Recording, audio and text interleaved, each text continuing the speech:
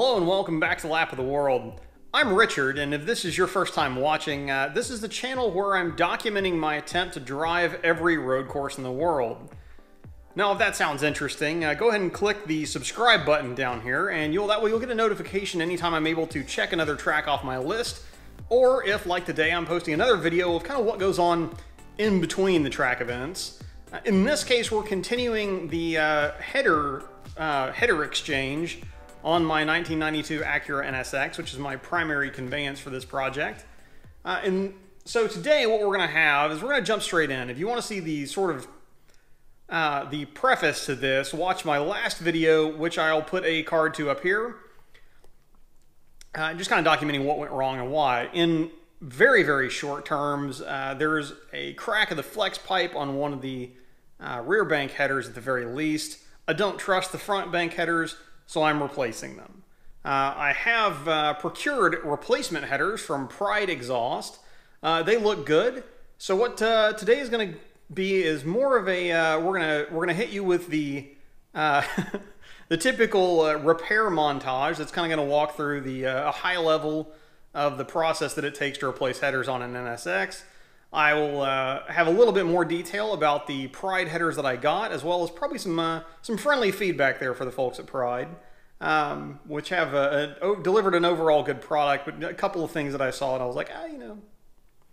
But yeah, we'll get to that. So just a little bit of feedback there, and then I'll get the headers on the car. By the end of the video, maybe we'll do a sound check and see if anything's changed. Make sure there aren't any leaks, so we're ready for the drive event next weekend. So one of the next few videos will be a whole bunch of NSXs up driving around the mountains, I think, so with any luck. Anyhow, we're going to jump straight in today, no fooling around. Let's swap some headers. Okay, so hopefully you can hear me, otherwise I'm going to be in for an epic voiceover session later. But we're going to get stuck in right away. The kind of mise en place, if you will, for this first, I guess, hopefully for the whole job, are going to be things like primarily 10, 12, maybe a 14, yeah, I would say 10, 12, 14, and 17 millimeter sockets.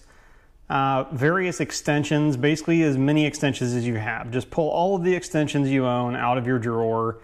Maybe some swivels if they're there as well.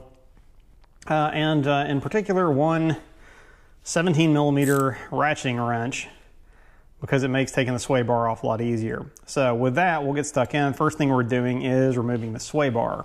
Just another short aside, anytime I'm doing stuff like this, I like to use some sandwich bags to store and label any of the fasteners I remove, especially for bigger stuff like this where there's going to be a lot of fasteners that need undone. All right, so with the sway bar removed, we can kind of see what we're working with.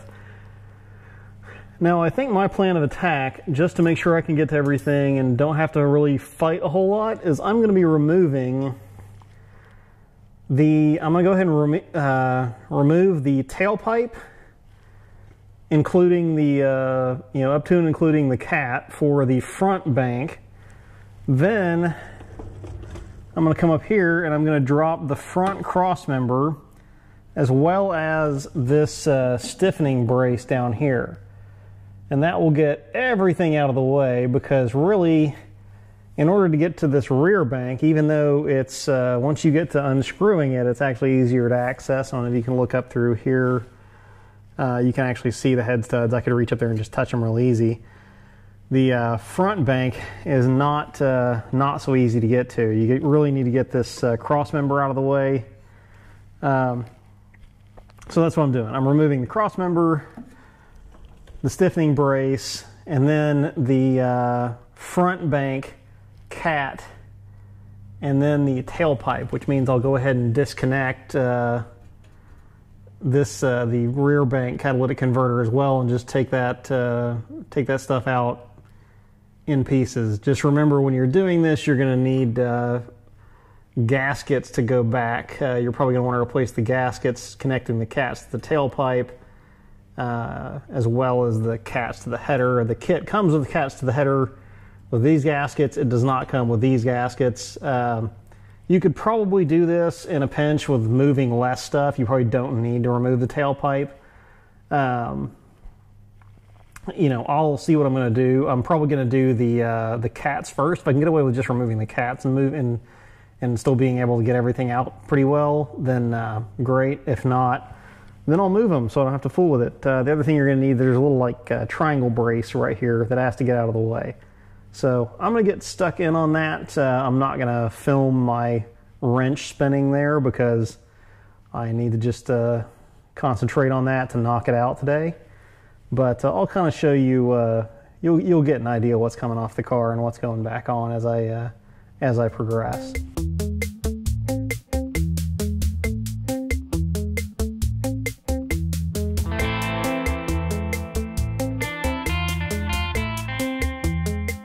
So after a couple of hours of casual work and all of this stuff removed, we are now ready to actually get at the headers themselves.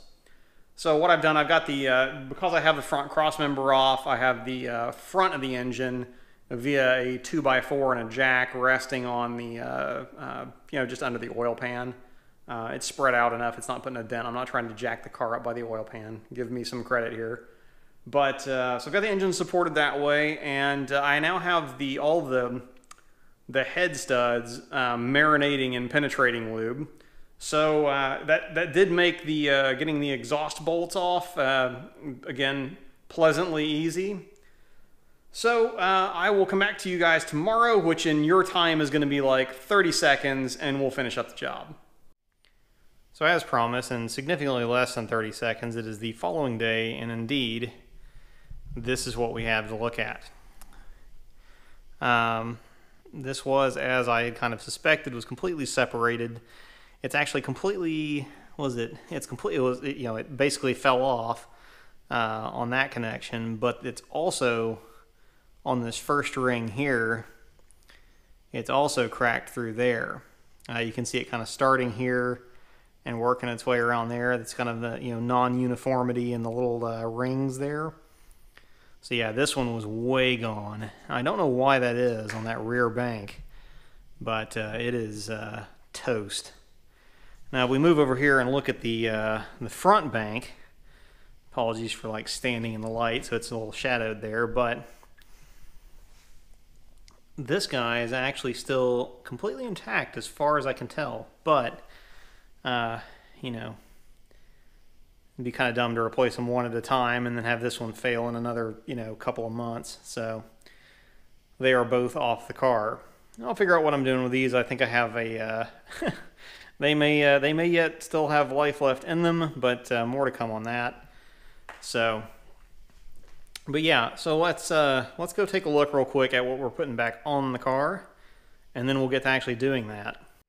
All right, so now that we have the old headers off the car, let's take another quick look at what we're putting back on. Now, as I said in the previous video, all the major componentry here, you know, the pipes, the bends, the welds, you know, the flanges, all that stuff is great. You know, welds look awesome. The flanges are flat and true and pretty thick. All that's great. I do, though, have two nits I want to pick with the Pride kit as a whole as far as what they send you in the mail. It's super simple stuff, and this is kind of a combination of consumer advice if you decide to buy the kit, because it is a really good value even so, or, you know, if anybody from Pride is watching, it's a way to make your kit a little bit more premium without having to undergo a lot of extra effort. And the two things are the spring retainer assemblies and the manifold gaskets. So starting with the spring retainers, you know, not getting into much detail, the goal of these is to allow both tension and flexibility by having this spring in the fastener system here. But the key is the spring has to stay captured between, you know, the two ends, and in this case washers. And the washers supplied to the kit are frankly too skinny, and under any kind of real tension, they allow the spring, as just happened right there, to jump outside of the retaining washer. The solution to that is a quick hardware run for a slightly thicker washer. Now, I'll put these on top of each other and see if I can balance that so you can see what I'm talking about, but that's maybe a millimeter's difference or a 16th in freedom units on either side. But that makes all the difference. When you put that on, the spring, this is tightened down pretty heavy. I tightened this down a little bit with a wrench, so I can't move it right now.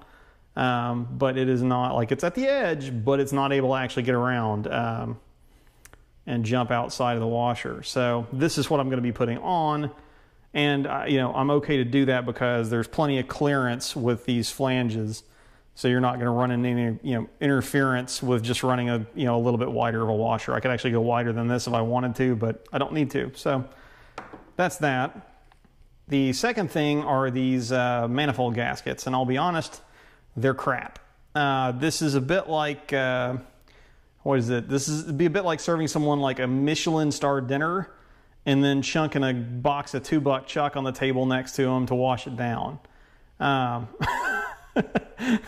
There's no reason for this. So these, the packaging that they came in was fine. That was all flat and hadn't been damaged. The whole kit came very well packaged, but these already have little delamination cracks in them in here. And I'm sure if you, bolt it down there, it'll seal, but all this is to me is, leak down the road. And the other part is, having removed enough of these from cars over the years, they don't come off all that gracefully. That's not what I want if I ever have to replace them again or have the headers off for other work, even if the headers don't need replacing. So what I've done to that end is I've went and sourced some Molle manufactured MLS manifold gaskets. And now for comparison, I have the one that I took off the car, which is either a Molle or a Honda product. And unfortunately, the Honda part has been discontinued, but this is what they were, or at least it's not available in the States according to my Acura dealer, because I usually check with him first. But if not for the fact that the little sealing rings have been crushed already, they almost look good enough to go back on the car, and they've certainly never leaked. So yeah. Yeah, that's all I got for you. Better gaskets and slightly thicker washer, and you'll be golden. But anyway, with that said, I'm going to get these off the bench and on the car. Okay, so I rejoin you from underneath the car with the headers freshly installed and all of the subframe assemblies put back together. All of the fitment and installation went pretty smoothly. Well, as smoothly as it's going to go when you're trying to, jimmy stuff around underneath the mid-engine car. A couple of installation notes, I guess, for both removal and installation is one thing you'll want to do is unbolt the, which is up in there, you can't see it because light, but you will want to unbolt the air conditioning compressor and either suspend it or set it on top of something. You don't have to disconnect it, so you're not having to open the system there at all. But you just need to get it out of the way of a couple of the header flange bolts on that side, on the what would be the passenger side for a U.S. market car anyway. But everything else went fine. Now the reason I've got this particular view is that this little interface here is a common problem spot for NSX headers. Looking in the community forums, generally if somebody has a clearance or fitment issue, it has to do with this front bank header and the spacing with the frame rail there, or the crossmember, sorry. In this case, we got plenty of room. Even if this kind of moves around under torque load at all, it's not going to come in contact with this whatsoever. It's got, I can fit my whole hand up in there.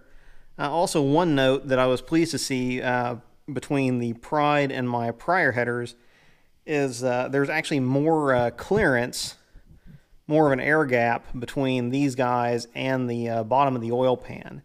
Now you can see when I put the previous headers on, I actually was, I was paranoid enough that I decided to go ahead and put some of this Reflecto tape on the bottom of the oil pan just to help out with the, any, I don't know what you call that, emissivity, radiant heat transfer between the headers and the oil pan. But I've never run into really any oil temperature issues that I'm aware of.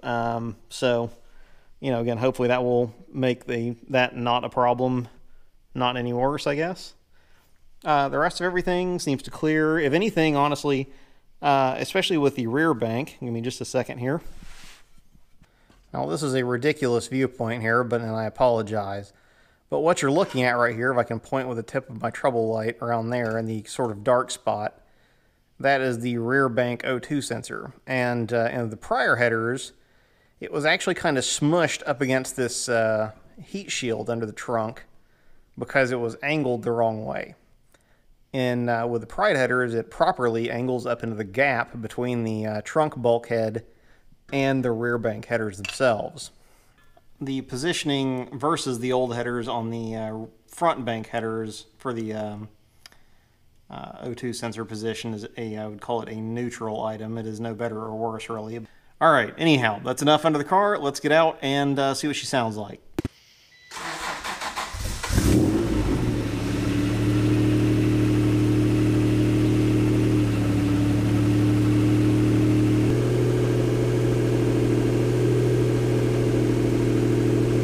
No ticking. All right, well, that is hopefully a job well done. All I was saying, if you couldn't hear me over the car, was that I didn't hear any ticking. Typically, if you have a small exhaust leak, it'll sound like a really noisy sewing machine. On these cars, if it's a very small leak, and it can be hard to differentiate it from the valve train noise sometimes. The valve trains on these cars are kind of notoriously noisy, especially if they're out of adjustment. Mine aren't that bad, but that just means I particularly didn't hear anything, which is good. Now, I'm not ready to completely put a check in my wind column yet, because I haven't put the car through an entire driving heat cycle.